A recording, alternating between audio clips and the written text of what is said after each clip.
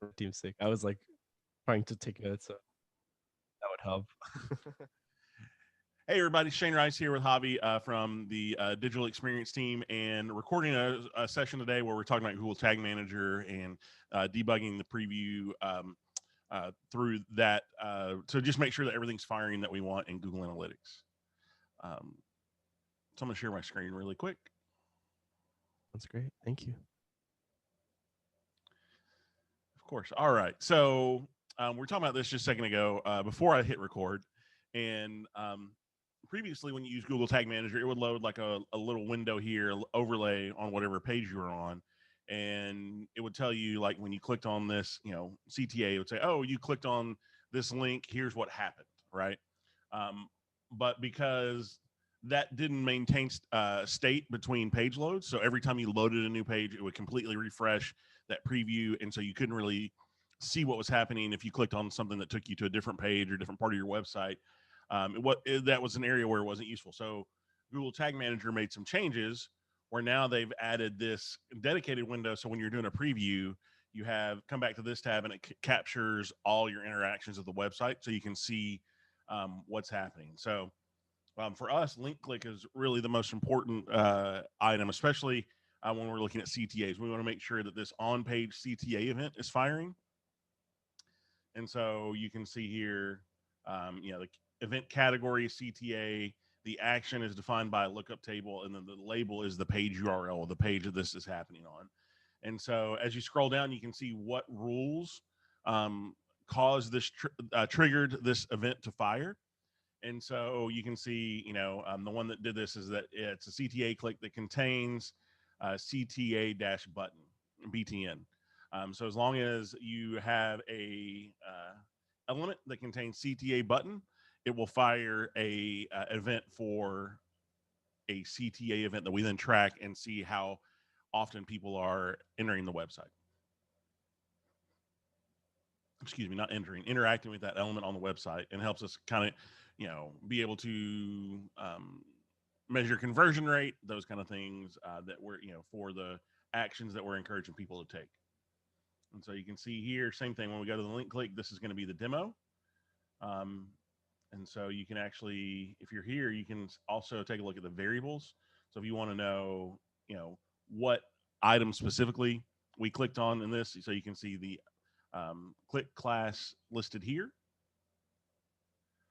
We can do the same thing here. And so now with this new link click,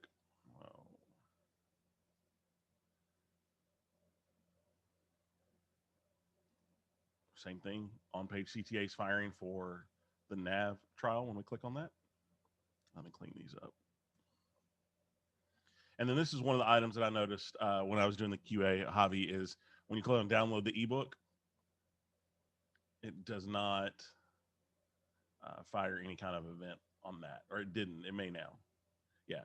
So, yeah. So, and then you can see the variables here. And so for this, it's not picking up the click class because it's not a,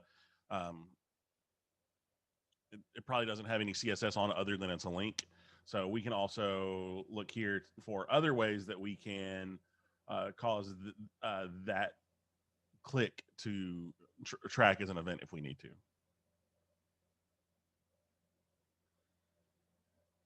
So let's see.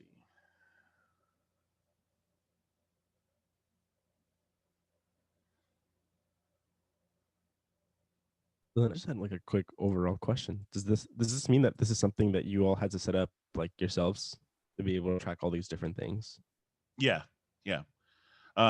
So to give you some history, so I joined the company in summer of 2018, and so we had Google Tag Manager then, and it was kind of it was very fragmented. So we had we would set up all the things we needed on certain pages, and then we want to know specific CTAs, and it kind of became a challenge to keep that fragmentation updated and the events flowing.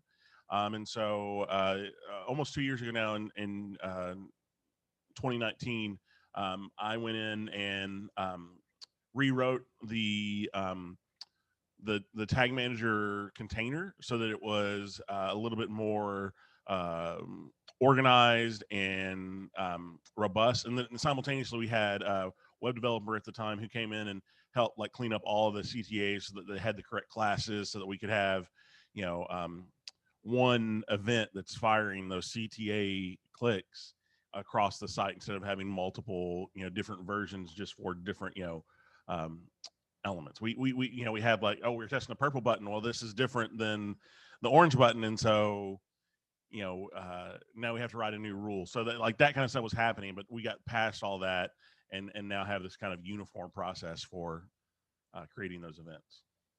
Okay, so it sounds like an infrastructure thing that kind of happened where it was just before it was you had the technology, but it wasn't being used in, a cohesive way.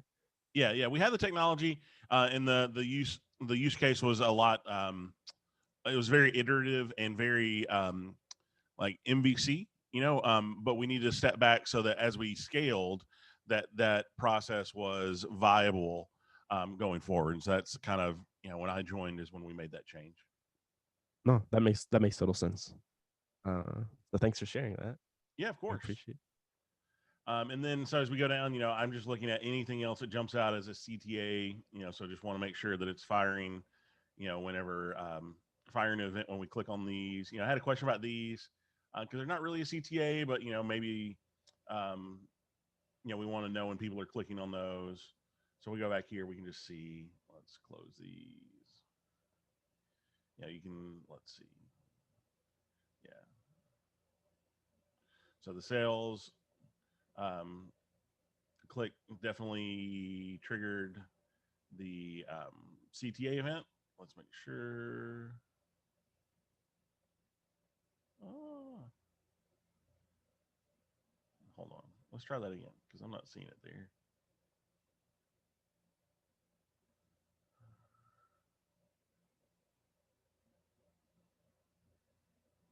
Oh no, something's happened where this connection is not working. So let's close this, stop debugging, and then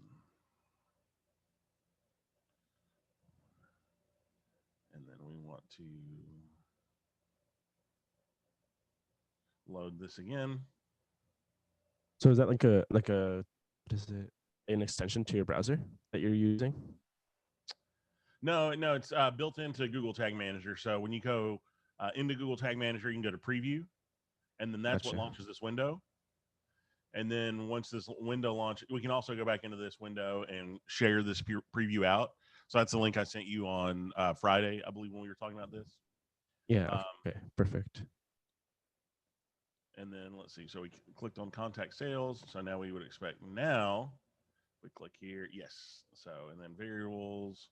Yeah, that's what we want to see. We want to see that it's going to the sales URL, which is what we expect. Now let's click on this. And so for this link click, yeah, no tags are firing on that, which is not. I'm pretty sure that's how it's set up now. I don't think we have any CTAs associated with customer case studies. Let's see what's new. I think that might, since it's a button, should count as a CTA. Cool. And then contact sales, same thing. That should do the same thing. Um, Cool. And then you also mentioned that there's that spreadsheet that you sent to me that has like a list of all of the different tags, correct? yep. Mm-hmm. Yep. I can pull that up now if you want to talk about it.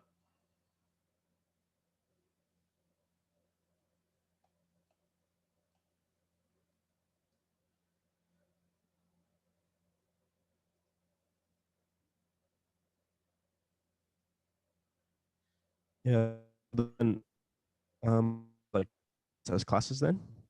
Is there any or not CSS classes?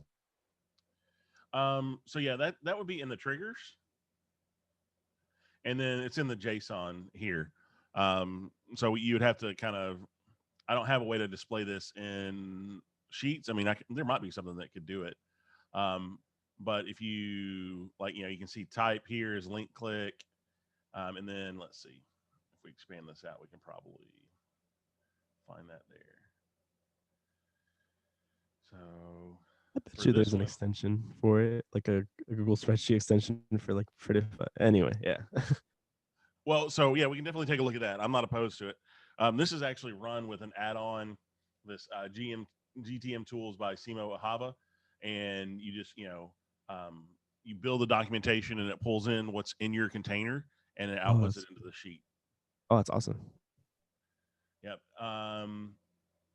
So yeah, so this one looks like it's click text is what it's looking for. Um, oh no, I don't want to make any changes.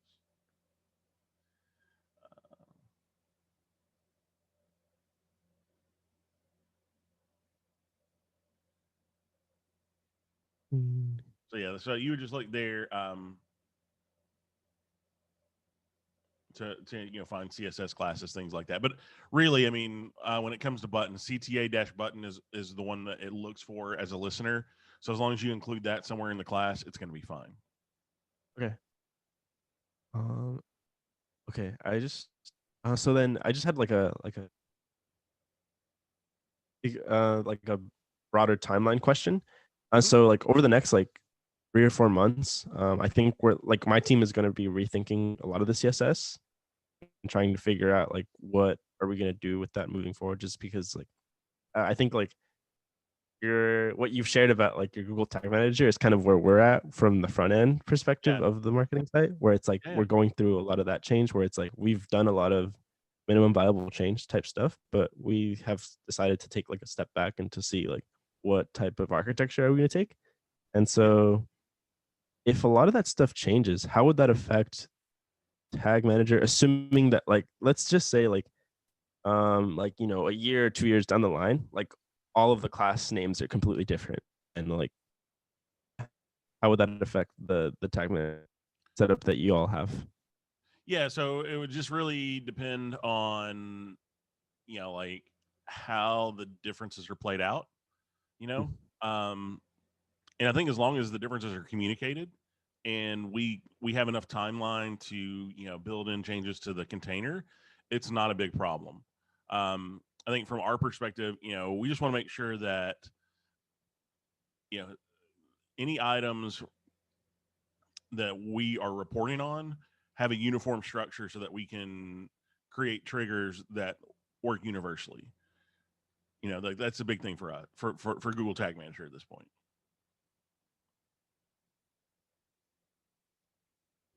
Like lens flare, I think there's like a hair or something on.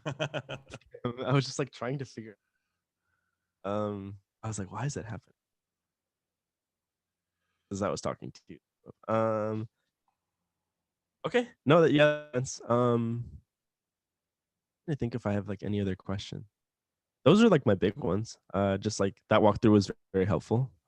Just trying to understand like kind of like what supporting roles I have outside that aren't visible to like what I do day to day. I think Yeah, was like very helpful as well. So I great. appreciate it. Thank you so much.